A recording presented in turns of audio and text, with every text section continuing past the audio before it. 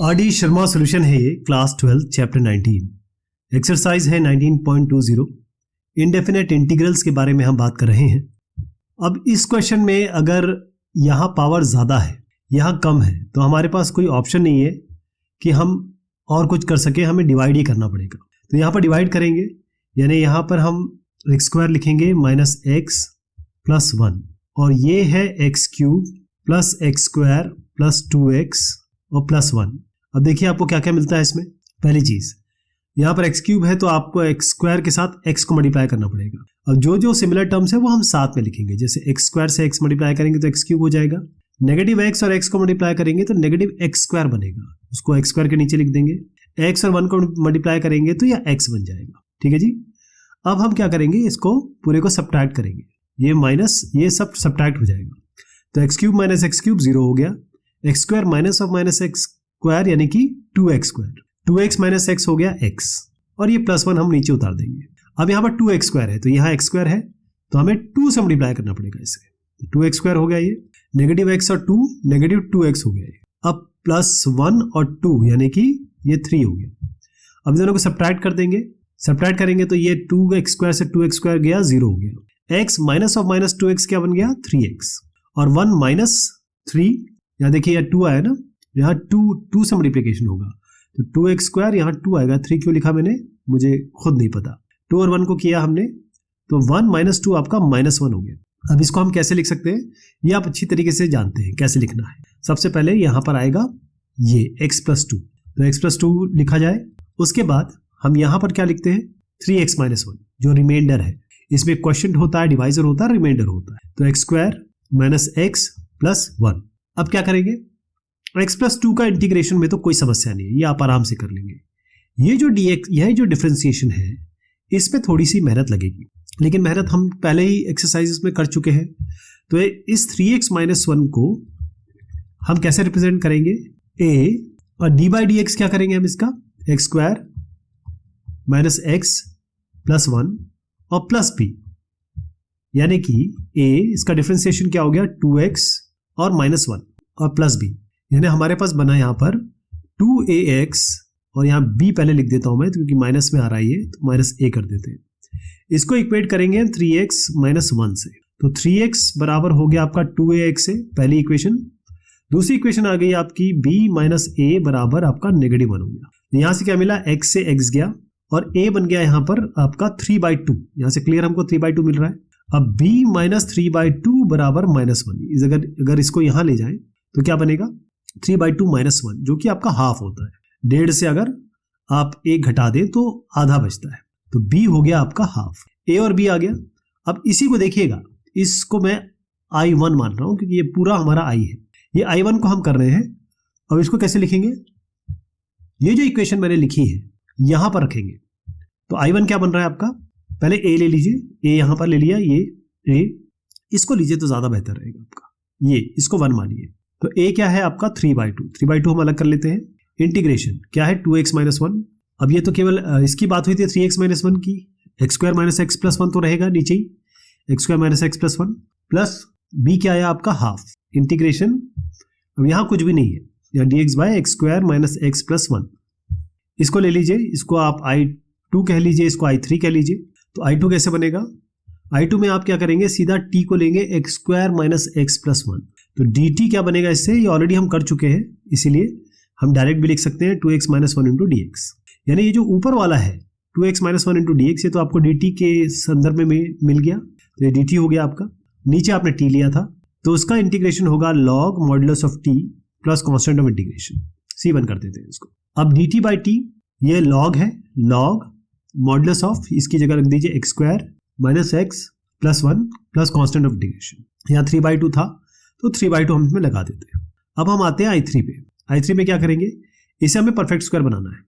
तो यहाँ पर क्या है, x के आगे 1 है, तो 1 को डिवाइड करिए 2 से, इसको स्क्वायर कर दीजिए, यहाँ जोड़ दीजिए हाफ स्क्वायर, यहाँ घटा दीजिए हाफ स्क्वायर, तो a square plus b square minus 2ab, यानी क्या बना x माइनस, इसको यहाँ लिख दूं, हम इंटीग्रेशन कर रहे हैं dx, ये हाफ भी है तो हाफ भी लगा देते हैं, dx डिवाइडेड बाय, ये हो गया x माइनस हाफ का होल स्क्वायर। अब आपके पास क्या बचा, ये आपने ले लिया, ये ले लिया और ये ले लिया, तो 1-1/4 यानी कि 4-1/4 3/4, लेकिन इसको परफेक्ट स्क्वायर में लिखना है तो √3/2 का होल स्क्वायर कर सकते हैं।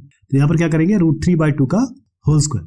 अब आप जानते हैं 1/x² प्लस a² का क्या होता है, 1/a tan inverse x bye, तो 1/2 तो है ही, 1/a मतलब 1/√3/2 tan inverse x minus half by √3/2। अब इसमें देखिएगा ये 2 ऊपर जाएगा तो 2 कैंसिल हो गया, केवल आपके पास 1/√3 बचा। इसको भी थोड़ा रिजॉल्व करके लिख देते हैं, tan इनवर्स हो गया ये। अब ये देखिए ये क्या बनेगा, ये होगा 2x माइनस 1/2, ये होगा √3/2, 2 कैंसिल, इसकी जगह आप लिख सकते हैं 2x माइनस 1/√3। अब इसका इंटीग्रेशन बाकी मैं यही कर देता हूँ, इसका इंटीग्रेशन होगा x का x²/2 प्लस, अच्छा यहाँ पर एक और चीज लिखनी होगी मुझे, c2 कर दीजिए इसको, ये x²/2, 2 का होगा 2x, और यहाँ पर भी एक कांस्टेंट जोड़ देते हैं क्योंकि यहाँ पर c1 c2 किया था, तो चलिए इसको c3 कर देते हैं। अब मैं फाइनल आंसर लिख रहा हूँ आई का, पहले आप ये ले लीजिए x²/2 प्लस 2x, यहाँ से c3 को c1 को और c2 को जोड़ के हम एक कैपिटल C लिख देंगे, यहाँ तो कोई समस्या नहीं है।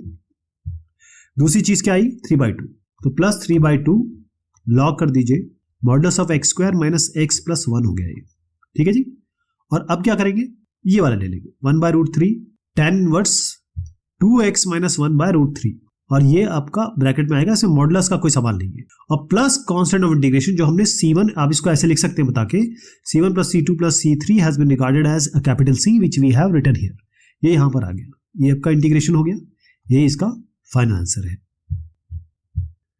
अब देखिए जनाब, ये जो मैंने आपको बताया है वो अक्षरशः आपके समक्ष है, इसको आप देख सकते हैं, अपने आप ट्राई कर सकते हैं, इसमें कुछ भी स्पेशल नहीं है। डिवीजन जरूर आना चाहिए आपको और इंटीग्रेशन के रिजल्ट आने चाहिए। नेक्स्ट सवाल आपका ये है x² x⁴ प्लस 4 और x² प्लस 4, तो इसमें भी यही चीज लगाते हैं, ये जो ऊपर वाला बनेगा क्या बनेगा, मैं मल्टीप्लाई करके लिख दूंगा, पहले हम डिवाइड कर लेते हैं। डिवाइड कैसे करेंगे, x² प्लस 4 यहां पर होगा, ये होगा x⁴ प्लस 4x²। अब ये डिवीजन होना है, x⁴ चाहिए तो x² को किससे मल्टीप्लाई करना पड़ेगा, x⁴ से आपको 4, तो x⁴ और ये x⁴ हो गया, 4x⁴, तो ये तो यहाँ है ही नहीं, तो यहाँ पर हम अलग से लिख देते हैं 4x⁴। तो इसको सब्ट्रैक्ट करेंगे तो क्या होगा, ये दोनों तो गए, केवल ये आएगा, और क्योंकि 4x² माइनस कुछ भी नहीं है तो 4x² आ जाएगा यहाँ पर, है ना। और यहाँ पर अच्छा 4x², यहाँ पर 4x⁴, यहाँ पर 4x⁴ आया है, तो दोनों ही आपके, क्योंकि सब्ट्रैक्ट कर रहे हैं आप सब्ट्रैक्ट कर रहे हैं ना, तो सब्ट्रैक्ट के लिए क्या होगा, यहाँ पर 4x⁴ को तो हम ऐसे लिख दें, बल्कि माइनस है तो माइनस 4x⁴ लिख देते हैं, और ये तो प्लस में रहेगा क्योंकि वो नीचे तरह है। लेकिन अब इसमें एक थोड़ी सी समस्या हमें लगेगी, क्योंकि हम यहाँ पर हमेशा हाईएस्ट पावर से चलते हैं, तो मैं इसको थोड़ा सा चेंज कर दे रहा हूँ, पहले इसको लिख देते हैं, कोई फर्क नहीं पड़ेगा, और ये माइनस में हो गया, और ये प्लस 4x², कोई दिक्कत नहीं। अब आपको चाहिए -4x⁴, तो पहले तो -4 से मल्टीप्लाई कर दीजिए, x⁴ चाहिए तो x² चाहिए होगा यहाँ पे, अब मल्टीप्लाई कर दीजिए x² और ये -4 x² हो गया x⁴, 4 और -4 यानी कि -16, और ये x² आ गया। अब इन दोनों को सब्ट्रैक्ट कर दीजिए, ये तो गया 4 माइनस ऑफ -16 यानी कि आपका 20x² हो गया। लेकिन अभी भी काम खत्म नहीं हुआ है, अभी भी आपके पास 20x² है, तो 20x² के लिए आपको यहाँ पर 20 से मल्टीप्लाई करना पड़ेगा, तो 20x² आ जाएगा। लेकिन इसके साथ एक और टर्म आ जाएगा 4 + 20 यानी कि 80। अब सब्ट्रैक्ट कर दीजिए, इसको सब्ट्रैक्ट करेंगे तो ये माइनस में आएगा, ये तो कैंसिल हो जाएगा, ये -80 आ गया। तो इसको हम लिख कैसे सकते हैं, इसको ऐसे लिखेंगे, आपको पिछले क्वेश्चन में भी मैंने बताया। सबसे पहले जो आएगा वो आपका ये आएगा x⁴ - 4x² + 20, तो x⁴ - 4x² + 20, ये पहला टर्म हो गया। प्लस यहाँ पर क्या आता है, अब ये भी आपने सीखा, ये कांस्टेंट आता है ना, ये कांस्टेंट आएगा जी, तो ये -80 है तो मैं यहीं पे माइनस कर देता हूँ ताकि आगे कोई दिक्कत ना हो। ये 80 डिवाइडेड बाय क्या होगा x² + 4। अब आप देखिए कितना आसान हो गया है, इसका तो डायरेक्ट इंटीग्रेशन आपको पता है, x² + 4 को आप लिख सकते हो x² + 2², है ना। तो मैं पहले इसका लिख देता हूँ, इसका इंटीग्रेशन होगा x⁴ 5/5, ये जानते हैं ना आप, इंटीग्रेशन ऑफ x⁴n होता है x⁴n + 1/n+1 plus constant of integration, ये आप जानते हैं अच्छी तरीके से। यहीं पे कर देते हैं x⁴ 5/5, ये क्या बनेगा -4 x⁴ 3/3, और 20 के साथ जुड़ जाएगा 20x। यहां तक हम कर चुके। अब आते हैं यहाँ पे -80 कर दीजिए इसको।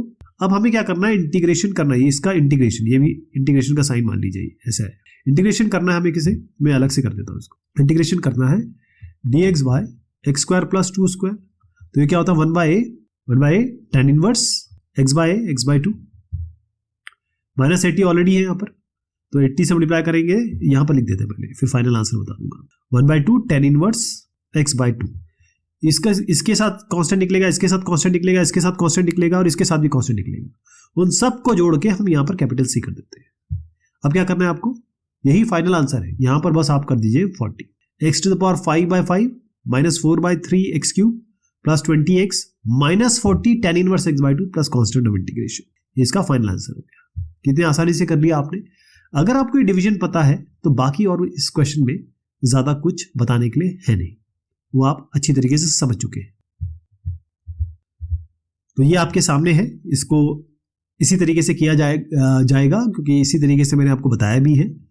कोई और इसमें तरीका अगर आप इजाद कर सके तो मुझे बहुत खुशी होगी। अगला सवाल है, अब मैं अपने तरीके से इसको करता हूं, आपको पता है डिवीजन वाला मैं आपको बता दूंगा, है ना, आपके रेफरेंस में जरूर डाल दूंगा। तो यहां पर बहुत आसान तरीका है, एक्स स्क्वायर है, एक्स स्क्वायर मिल गया, 6x है, 6x जोड़ दीजिए, 6x घटा दीजिए, 12 है, 12 जोड़ दीजिए, 12 घटा दीजिए। इससे फायदा क्या होगा, x square plus 6x plus 12 यहां से उठा लीजिए, x square plus 6x plus 12, ये ले लिया, ये ले लिया, ये ले लिया, तो बाकी क्या बचा, नेगेटिव 6x और नेगेटिव 12, नेगेटिव बाहर ले लेता हूं, 6x प्लस 12 कह देते हैं इसको। यहां पर क्या आएगा, नीचे x square plus 6x plus 12, यहां भी यही आना चाहिए, x square plus 6x plus 12, अब ये तो 1 हो गया, तो 1 minus 6x plus 12 divided by x square plus 6x plus 12। अब इसका इंटीग्रेशन होना है साहब, ये dx है, ये dx है, इसका तो सिंपल इंटीग्रेशन जो होगा x हो जाएगा, इसको मैं अलग से रख देता हूं, नेगेटिव साइन को मत भूलिएगा, 6x plus 12 by x square plus 6x plus 12। क्या इसका कुछ आप फैक्टर निकाल सकते हैं, मुश्किल होगा क्योंकि 12 होता 4 3 से 12, इससे बनेगा नहीं, या 6 और ऐसे करते हैं, जो हमारा टेस्टेड तरीका वही अपना लेते हैं। 6x प्लस 12 को हम बराबर करते हैं a, इसका डिफरेंशिएशन कर देते हैं, d बाई डी एक्स क्या करेंगे, x square plus 6x plus 12, और पहले एक कांस्टेंट लगा देते हैं, तो 6x प्लस 12 किसके बराबर हो गया, a, ये हो गया 2x प्लस 6 प्लस ये b। इस इक्वेशन को याद रखिएगा, इसी में हम रखने वाले हैं, जो एर बी आएगा इसी को रखेंगे इसकी जगह पे, ये नीचे रहेगा, तो 6x प्लस 12 किसके बराबर हुआ, ये हो गया 2ax plus 6b plus 6a plus b हो गया, इन दोनों को इक्वेट कर दीजिए, 6x बराबर 2ax हो गया, और ये आपका हो गया 6a प्लस b बराबर 12, ये कैंसिल हो गया, 2 3 जा 6, तो a आपका यहां से सीधा 3 आ गया। अब a को 3 रख दीजिए, तो 6 3 जा 18 बनेगा, 18 इधर जाएगा तो 12 माइनस 18 आपका सीधा आपको माइनस 6 दे देगा, तो b हो गया माइनस 6। इस इक्वेशन को ध्यान रखा था आपने, ये जो है 6x प्लस 12 है, इसकी जगह ये आपको रखना है, लेकिन डिनोमिनेटर दोनों में साथ है, तो इसको मैं इस इक्वेशन में रख रहा हूं। a है 3, इसको हम मान लेते हैं i1 इंटीग्रेट कर रहे हैं, ये पूरा जो है ये आपका i है, i1 को इंटीग्रेट कर रहे हैं, तो a हो गया आपका 3, तो 3 को बाहर ले लेते हैं, इंटीग्रेशन किसका होगा, 2x plus 6 divided by x square plus 6x plus 12, यहां पर आएगा आपका b, तो नेगेटिव है तो नेगेटिव लगा देते हैं, नेगेटिव 6 इंटीग्रेशन ऑफ क्या आया b, और उसके नीचे आपका एक्स स्क्वायर, तो ये तो b तो आपने बाहर ले लिया, तो dx by x square plus 6x plus 12, ये हो गया आपका 2x प्लस 6 माइनस, ठीक, इसको हम मान लेते हैं i2, इसको मान लेते हैं हम i3, i2 कर लेते हैं, इसमें क्या करना है, सीधा t को आप रख लीजिए, x square plus 6x plus 12, अब dt क्योंकि ऑलरेडी डिफरेंशिएशन कर चुके हैं हम, dt होगा आपका 2x प्लस 6 इंटू dx, यानी ये जो आपका ऊपर वाला है इक्वेशन, ये आपको डायरेक्ट यहां से मिल गई, dt हो गया, इंटीग्रेशन है 3 बाहर है, by t plus constant of integration, यानी कि सीधा ये लॉग मॉडुलस ऑफ t बना प्लस कॉन्स्टेंट ऑफ इंटीग्रेशन, यानी ये हो गया 3 लॉग मॉडुलस ऑफ t, यानी कि आपका x square plus 6x plus 12 plus constant of integration, इसको आप c1 कह दीजिए। ध्यान रखिए यहां से भी एक कांस्टेंट मिलेगा आपको, इसको c3 कह देते हैं, इसको c2 कह देंगे, ये i2 हो गया, ये i3 कर देते हो, i3 क्या बनेगा, इसको परफेक्ट स्क्वायर बनाना है, यहाँ 6 दिख रहा है, 6 को हाफ कर दीजिए, बना 3 को स्क्वायर कर दीजिए, बटा 9, प्लस 9 कर दीजिए, माइनस 9 कर दीजिए, तो a square plus b square, a square plus b square plus 2ab, यानी कि एक्स प्लस क्या बना आपको 3 का होल स्क्वायर, बाकी क्या बचा 12 माइनस 3 यानी कि आपका 3 आया। तो 3 को ऐसे तो लिख नहीं सकते, √3 करना पड़ेगा होल स्क्वायर। तो ये क्या बना है आपका 6 और इंटीग्रेशन dx बाय, इसको हमने परफेक्ट स्क्वायर बना दिया, अभी मैंने करके दिखाया आपको, x प्लस 3 का होल स्क्वायर प्लस √3 का होल स्क्वायर। ये क्या बनेगा 1 बाय a यानी कि 1 by √3 tan inverse x by x plus 3 by √3 plus constant of integration, इसको मान लीजिए आप ये C2 कह दीजिए इसको, ठीक। अब थोड़ा सा इसको रिजॉल्व किया जा सकता है 6 बाय √3 को, 6 बाय √3 है, इसमें √3 से मल्टीप्लाई कर दीजिए ऊपर नीचे, तो 6 √3 बाय 3 आएगा, 3 to the 6 2 √3 कह दीजिए इसको, ये पूरा आपका 2 √3 हो गया, ठीक। अब हम क्या करेंगे, एक एक करके इसको जोड़ेंगे। यहां पर x है, यहां मैं फाइनल i लिख रहा हूं, और क्योंकि इसके आगे नेगेटिव साइन है, यहां मैंने आपको बताया कि यहां पर हमारा नेगेटिव साइन बन रहा है, इस नेगेटिव को जरूर हम डील करेंगे। तो पहले ये x हो गया नेगेटिव, तो नेगेटिव इसके आगे लगा देंगे, ये नेगेटिव लगेगा, तो -3 log modulus of x square plus 6x plus 12। यहाँ तो कोई समस्या नहीं है। अब यहाँ ये इस वाले में यहाँ पर भी नेगेटिव लगेगा, लेकिन ऑलरेडी आपके पास यहाँ नेगेटिव था, याद है आपको नेगेटिव, तो ये प्लस हो जाएगा। अब सीधा उतार लीजिए, 2 √3 कर दिया था हमने इसका, tan inverse x plus 3 by √3 plus constant of integration, ये C1 C2 और इस C3 को मिला के हम यहाँ पर फाइनल कॉन्स्टेंट ऑफ इंटीग्रेशन लग देते हैं। तो ये जो आपका आया है ये आपका फाइनल आंसर है जनाब, ये बहुत क्लियर है, आप पहले भी इतने क्वेश्चन कर चुके हैं, मुझे लगता है ये आपको समझ में आ गया होगा। तो ये है आपका फाइनल आंसर, जिसका आप रेफरेंस ले सकते हैं और अपने आप भी सॉल्व कर सकते हैं। तो 19.20 हमने कंप्लीट कर ली है। अगर आपको लाइक कर रहे हैं तो कीजिए, बहुत अच्छा होगा, नहीं तो कोई बात नहीं, एजुकेशन ले लीजिए, समझ में आता है तो अच्छी बात है, क्योंकि this is just free education, enjoy.